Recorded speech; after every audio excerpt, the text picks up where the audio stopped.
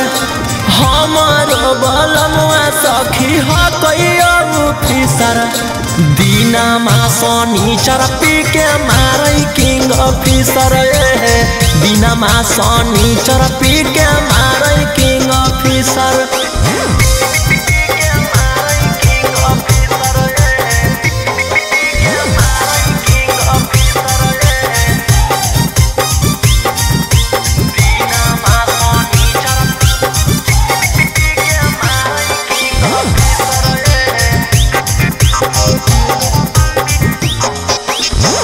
बड़ी बेस लागई जब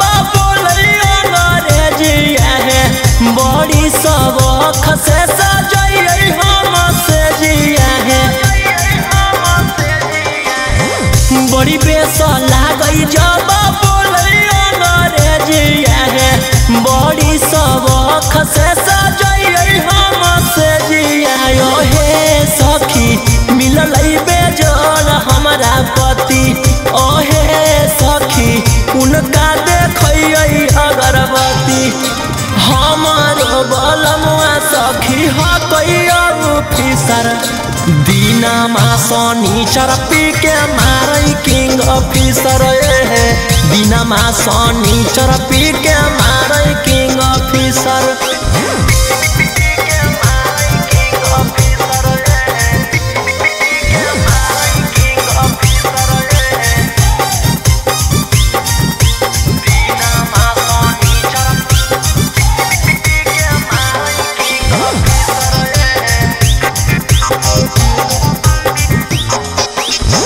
रौशन रोही बलम के कतना करी बड़ाई है मानो है उतने जतना करो है लड़ाई है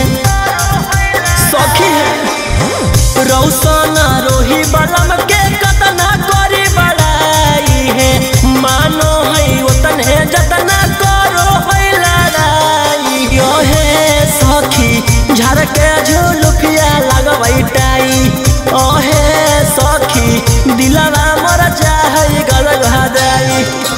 हमारो बलमुआ सखी ह कोई ऑफिसर दीना मा शनिचर पी के मारै किंग ऑफिसर दीना मा शनिचर पी के मारै किंग ऑफिसर।